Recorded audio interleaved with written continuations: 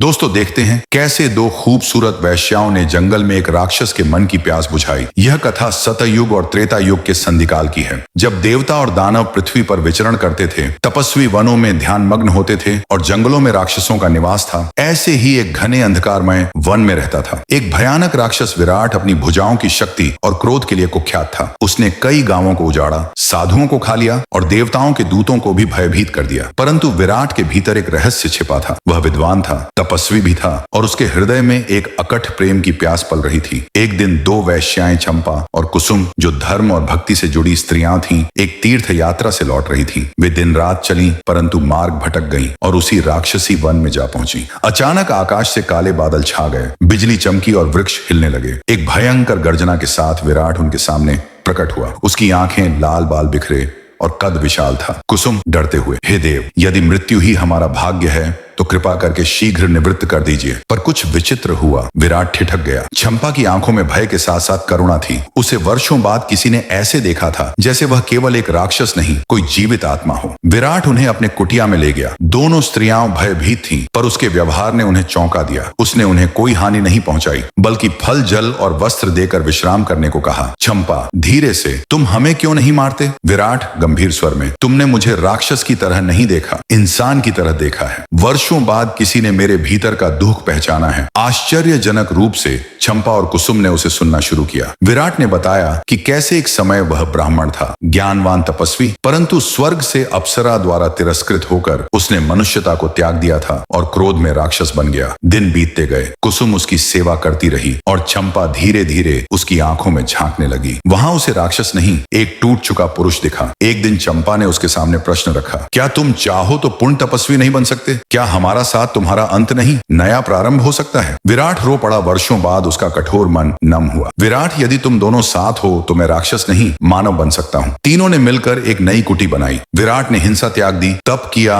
यज्ञ किए और आसपास के गांवों की रक्षा करने लगा। लोग उसे महातपस्वी विराट कहने लगे, पर विराट सदा कहता, मैं महान नहीं, मैं केवल एक राक्षस था जिसे दो वैश्याओं के प्रेम ने मानव बनाया। कथा का सार यह है कि कोई भी आत्मा अपरिवर्तनीय नहीं होती। प्रेम, करुणा और विश्वास राक्षस को भी आर्षि बना सकते हैं। चंपा और कुसुम ने संसार को यह सिखाया कि भय से नहीं, प्रेम से ही परिवर्तन आता है। तो मेरे प्यारे दोस्तों, कहानी अच्छी लगी हो तो चैनल को सब्सक्राइब जरूर करें। धन्यवाद। जय हिंद दोस्तों।